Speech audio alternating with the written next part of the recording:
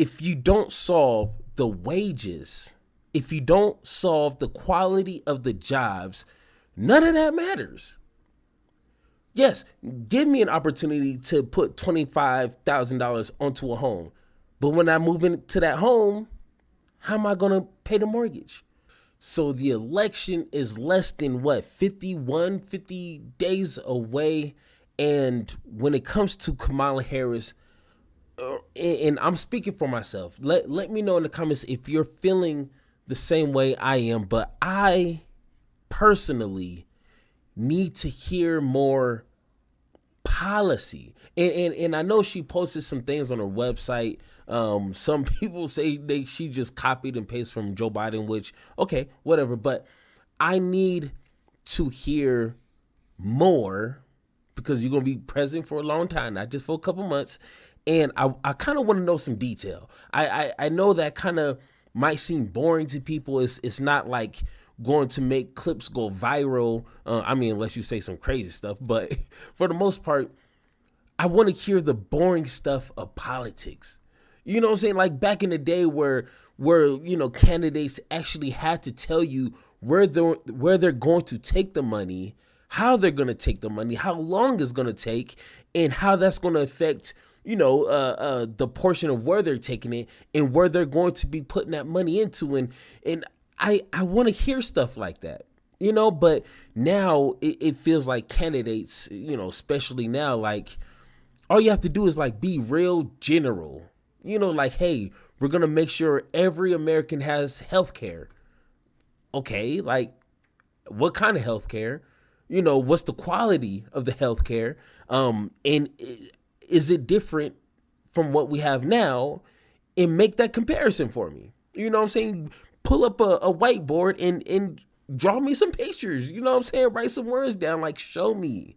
You know what I'm saying? Like jobs. Yes, I know, you guys are bragging about how many jobs, you created in the past month, but like, what's the quality of the jobs? What about inflation to wages? How are we going to close that gap? Let me know. You know what I'm saying? I want to know the boring stuff. Please bore me. But let's go ahead and watch this interview. It's with Kamala Harris. And I believe this was this was after the debate. So, look at her. She nervous now. Hey, you ain't got to be nervous. We just going to have a simple conversation here, but I kind of watched a little bit and she's talking about policy. So I stopped it because I kind of wanted to get that true, like first time listening. Maybe I'm hoping she's going to do that because I want to hear some stuff. So let's go ahead and take a listen. Okay. Okay, wonderful. Good. Awesome. Madam Vice President, pleasure to meet you. Thanks for your time today. Our audience appreciates your time as well. Of course. As you know, we're sitting here in a state and arguably in front of an audience that 54 days from now could decide the outcome of this presidential election. Yeah. You hear it more than I do. People want to know more about you and about your specific plans. Yes. At the debate the other night, you talked about creating an opportunity economy. Mm-hmm. I wonder if we can drill down on that a little bit. When we talk about bringing down prices and making life more affordable for people, what are one or two specific things you have in mind for that? Well, I'll start with this. I grew up a middle-class kid. My mother raised my sister and me. She worked very hard. She was able to finally save up enough money to buy our first house when I was a teenager. I grew up in a community of hardworking people, construction workers and nurses and teachers. And I try to explain to some people who may not have had the same experience, but a lot of people will relate to this. I grew up in a neighborhood of folks who were very proud of their lawn, and I was raised to believe and to know that all people deserve dignity, and that we as Americans have a beautiful character. We have ambitions and aspirations and dreams, but not everyone necessarily has access to the resources that can help them fuel those dreams and ambitions. So When I talk about building an opportunity economy, it is very much with the mind of investing in the ambitions and aspirations and the incredible work ethic of the American people. Oh my God. Okay. Okay. I understand why politicians, use their backstory, use their, my mom and dad. I grew up in this neighborhood. My mom worked this job. My dad worked that job, like growing up this, growing up that, because you want to connect with the people who are watching. Maybe I'm slightly too young to really be like engaged in like how you grew up. Like I'm only like what 37. You know what I'm saying? So maybe that's just not for me. Like I get it. We all grew up in some. Just answer the question. Like I got my pen and paper ready. Just answer the question. But okay, I digress. And creating opportunity for people, for example, to start a small business. Small business. My mother, worked long hours, and our neighbor helped raise us. We used to call her, I still call her, our second mother. She was a small business owner. I love our small business owners. I learned who they are from my childhood, and she was a community leader. She hired locally. She mentored. Our small businesses are so much a part of the fabric of our communities, not to mention, really, I think, the backbone of America's economy. So my opportunity economy plan includes giving startups a $50,000 tax deduction to start their small business. It used to be $5,000. Nobody can start a small business with $5,000. But investing in people's innovative ideas and giving them the ability to go for it. Opportunity economy means, look, we don't have enough housing in America. We have a housing supply shortage.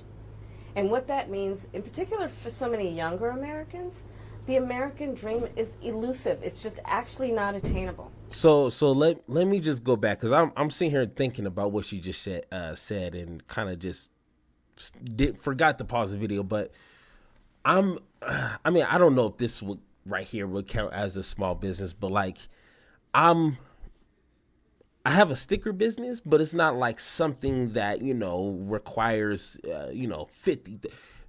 It's like, I don't know if that's enough. And when I say I don't know if that's enough, because I'm just assuming $1,000 is a lot. But when it's starting up a business, what other obstacles, what other roadblocks that is out of your control is preventing you from starting a business? And, I kind of got my own idea in the back of my head, which I'm hoping she's going to answer at some point through this, or at some point in general. But it feels like if you don't solve what I'm assuming is like everyone's basic problem level, the surface level, if you don't solve that, anything that you try to build upon that, that surface level issue is just going to crumble, or it's not going to be as successful as one would hope, So I don't know, because the last person that really spoke about this was Bernie, but let's, I'm just going to give her the benefit of the doubt, but let's hear her talk about housing and, how that works. So part of my plan is to work with the private sector and housing developers to give them a tax credit, to be able to partner with us as housing developers, to give them a tax credit, to be able to partner with us as the government, to build, and my goal is 3 million new homes by the end of my first term. In addition, to help people who just want to get their foot in the door, literally. And so giving first-time home buyers a $25,000 down payment assistance to be able to just get in the door, and then they will do the work that they need to do to save and to pay that mortgage and to build wealth for themselves and their family. These are some examples of what I mean when I talk about an opportunity economy, and a lot of it has to do with just the community I was raised in and the people that I admired, who work hard, and deserve to have. All right. Now she's going back into the whole like, hey, don't mock me. Hey, Kamala, don't. Hey, okay. So that is cool. 25, what did she say, 1,000, for a down payment. That's amazing. You know what I'm saying? I was a hop skipping away from getting my first house, but some stupid situations arose. But going through that whole entire process of buying a house is stressful. It is just weird requests, and it's just a headache. You know what I'm saying? So anything to relieve some of that stress, to assist, especially with the down payment, which is probably like the hardest thing to kind of, like she said, get your foot through that door. I'm down with that. I am 100% down with that, but I don't want to be that negative one. But once again, like we were talking about, or like I was talking to myself about, she's not answering. She's not trying to solve the basic issue of all of this. Starting a new business. You might have to settle with one problem to even advance to that. Buying a home. Yeah, homes are expensive and God knows why. But there's a reason why people are not buying houses or not moving into houses. It's a reason. And like I said, giving, $25,000 for a down payment is cool, but man, I'll tell you guys at the end of this, I want to give her a chance to maybe speak on it. Their dreams fulfilled because they're prepared to work for it. You talked at the debate and at previous appearances about turning the page on the past. And in fact, here today in Johnstown, you're talking about a new way forward. Yeah. I think some people have a question, given maybe your current role as Vice President of the United States, how different you are from Joe Biden. And so I wonder if there are one or two spots, policy areas or approaches where you would say, I'm a different person. Okay, this is her opportunity to knock this out of the park. She needs to be, one, answer the question. Please, God, please answer the question. Look, she's already about to avoid the question. You don't have to dog on Joe Biden. I know that's her president. You know what I'm saying? Like, that's the same, party he put you on. You know what I'm saying? I get that. You don't have to dog him, but there's a reason why people didn't want to see a Trump and Biden election. One, because Biden's old as hell, but he was boring. He didn't really do the essential things for us. He accomplished a lot. Don't get me wrong. I've read the whole list. It sounds good on paper, but what I'm feeling in my life right now, nothing feels different. I can't lie to you. Nothing feels different with my financial situation. Just everything is still expensive as hell. And it's like, come on, Joe, come on. So this is her chance. This video has 1.2 million views. This is her chance to be like, hey, I respect Joe Biden. That's my dog. You know what I'm saying? We ride or die. And he might be kicking the can soon. But either way, but this is what I'm going to do to improve on that. You know what I'm saying? He set everything up for me, the foundation. Now this is what I'm going to do to improve. This is my vision. You know what I'm saying? I'm going to be president, so here is my vision. Give me something like that. Well, obviously not Joe Biden. Okay, got you. And, I offer a new generation of leadership. And so, for example, thinking about developing and creating an opportunity economy where it's about... You just said that. Investing in areas that really need a lot of work. And maybe focusing on, again, the aspirations and the dreams, but also just recognizing that at this moment in time, some of the stuff we could take for granted years ago, we can't take for granted anymore. For example, another plan that I have that is a new approach is to expand the child tax credit to $6,000 for young families for the first year of their child's life, because that is obviously a very critical stage of development of a child. And a lot of young parents need the help to buy a car seat or a crib or clothes for their kids. And so my approach is about new ideas, new policies that are directed at the current moment And also, to be very honest with you, my focus is very much in what we need to do over the next 10, 20 years to catch up to the 21st century around, again, capacity, but also challenges. Crime and public safety are two major issues. I mean, I don't know. I don't know what she just said. I mean, I know what she said. I know what she said. But you told us your two policy plans. But that's not really, that sounds like something Joe Biden would say. Like, literally just have Joe Biden read that script. Like, that's Joe Biden. I don't know. Maybe she did a good job. Maybe a lot of people are gonna be like, okay, that's new. That's not Joe Biden. This is Kamala Harris. But like, to me, it's like, I don't know. Maybe I'm expecting too much. I don't know. That could be it. Maybe I'm expecting too much, but right at the forefront of voters' minds in Philadelphia as well, where crime is a significant issue. When we talk about crime, the conversation turns to gun safety as well. And I think you actually probably caught a lot of people off guard, maybe a bit by surprise in the debate the other night when you mentioned that you are a gun owner. I know you said it in 2019 as well. I want to talk about your values on this issue. First off, it's hard to find someone who doesn't own a gun. I mean, I hate stressing this point, but we have more guns than Americans. So, like, guns own guns at this point. Like, you can ask a gun, and they will tell you they own a whole arsenal of guns. So, like, it's not surprising. When it comes to gun ownership, where do you draw the line in America on gun ownership and gun use? Well, like you said, Brian, I am a gun owner, and Tim Walz, my running mate, is also a gun owner. We're not taking anybody's guns away. I support the Second Amendment. Did her voice crack? Away. I support the Second Amendment. Man, say it with your chest. Man, I will not take your guns away. I support the Second Amendment. Like, say it with your chest. I don't know if anyone else is gonna catch that, but her voice kind of cracked on that. And I support reasonable gun safety laws.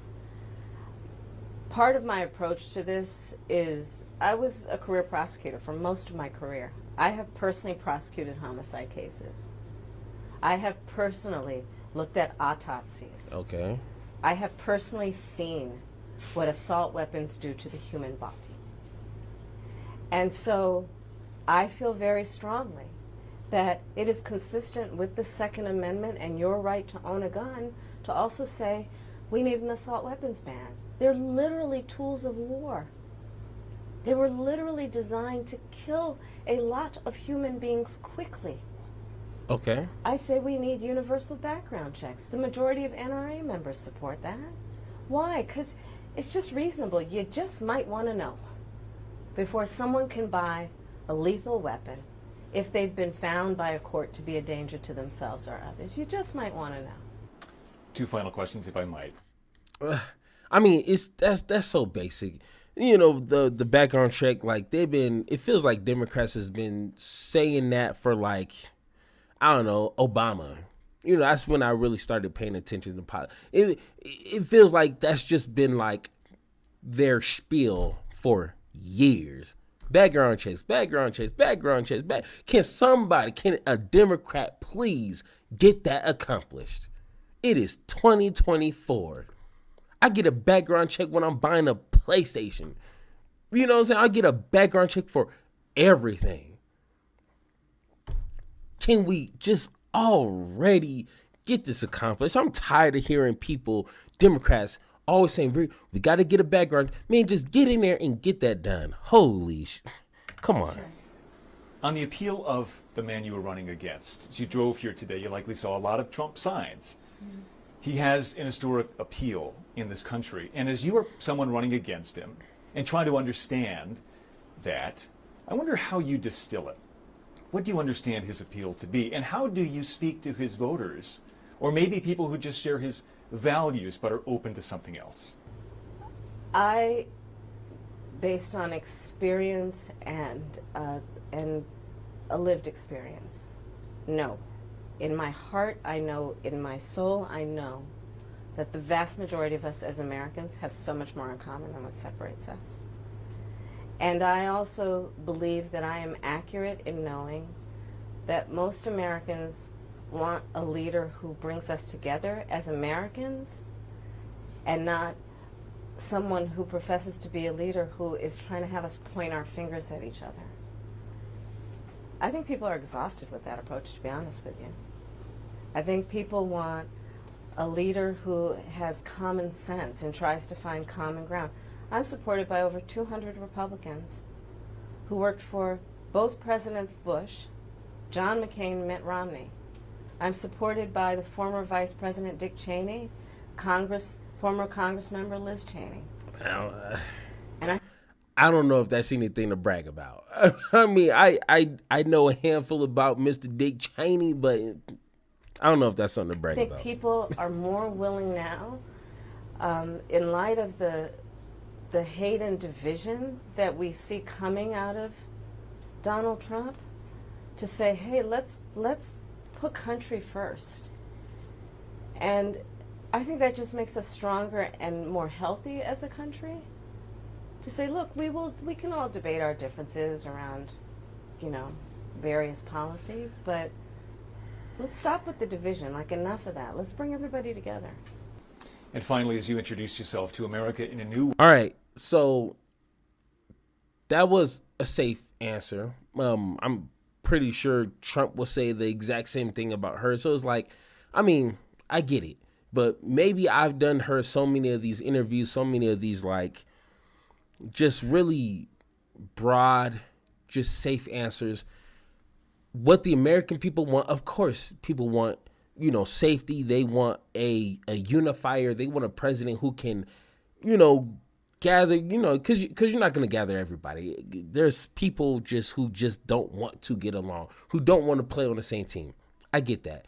But for the most part, all Americans do want to live in harmony with each other. Black, white, Mexican, Asian, everything in between. Like, I work with these people.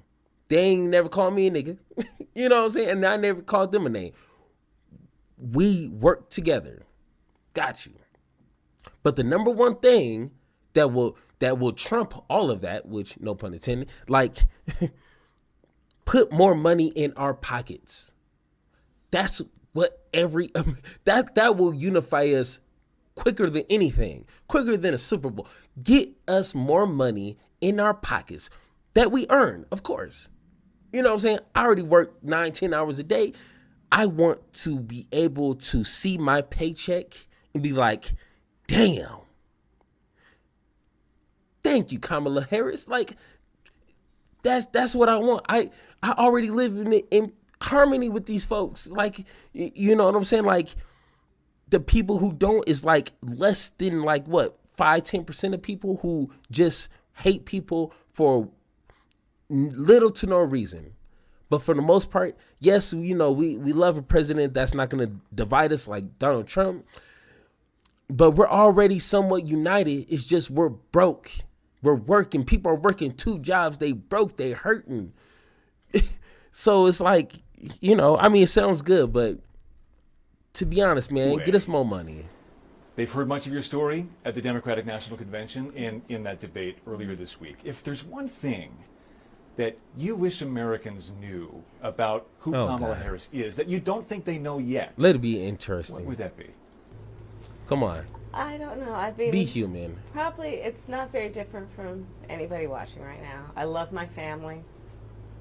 One of my favorite things that I lately have not been able to do is Sunday family dinner. I love to cook. All right. Oh, holy smokes, man. Why? Just give us something we don't know about you. Like, something like your hobbies. Like, do you knit? Are you an artist? Do you, I don't know. Like, that was the best opportunity to give us the extremely human side of you. But like, hey, I know this might sound crazy. I know I'm running for president, but I like to sleep in. You know what I'm saying? Like, I stay up late at night, but I love to sleep in. Like, that's just something that a lot of people may not know of me, but I just love to sleep in. I love getting my rest. I got a beautiful, awesome, comfortable bed. Like, that would have been a better answer, but it feels like she's trying too hard to relate to people. And it's like, okay, I get it. Okay, got you. But like I was telling you guys, she wants to give homeowners a down payment. She wants to give first-time parents, newborns, money. I got that. She wants to. I get it. I'm forgetting the first thing she said, but nevertheless, the one thing it feels like none of that is going to solve. I mean, it sounds good. And for people who can get to that point, beautiful. Nothing but love for you. But it feels like if you don't solve the wages, if you don't solve the quality of the jobs, none of that matters. Yes, give me an opportunity to put $25,000 onto a home. But when I move into that home, how am I going to pay the mortgage? And everything else that comes with the insurance. And it's a headache. Trust me. Oh, my God. When they show me the list, I'm like, what can I not pay and not get in trouble? You know what I'm saying? Like, it's just so much when it comes to buying a house. You need wages, a continuous flow of money. And the quality of jobs nowadays is like, it's not a livable wage. Once again, parents, newborns. I mean, that's cool, but like that newborn is going to keep living. He or she is going to turn 1 and 2 and 3 and 4. It's like, I need to be able to have a consistent flow of decent money. I'm not saying everybody become millionaires, but damn, can I pay for an oil change on time? You know what I'm saying? Can I not just hold that off until that thing says like 2% on my little dashboard? You know what I'm saying? Like, that's what I'm saying. Quality of these jobs. Same with starting a business. Unless you just got it like that, you got everything set. You don't need no $50,000 to help you with that. But for folks like us that need to work a 9-to-5 still while trying to, pursue a business on the side, I need money, continuous money to invest into myself. I mean, once again, I've never started a big, huge business, but I'm pretty sure that $50,000 will help. But that's not all of it. I'm pretty sure you're going to need more, So it's like, it sounds good. You know what I'm saying? She gets a B for effort, or an A for effort, but whatever. But I'm just worried about the quality of jobs. That's all that seems to matter. If you don't have a good quality job, nothing else is going to work. Your business, getting a house, or really living anywhere, because everything is just increasing. Healthcare, just having kids, everything is just getting more expensive. So, I mean, once again, if you guys think I'm wrong, if you guys think that Kamala Harris just killed that interview, if you think that, wages are not that important, whatever the case is, let me know down below in the comments. And once again, let's have that conversation.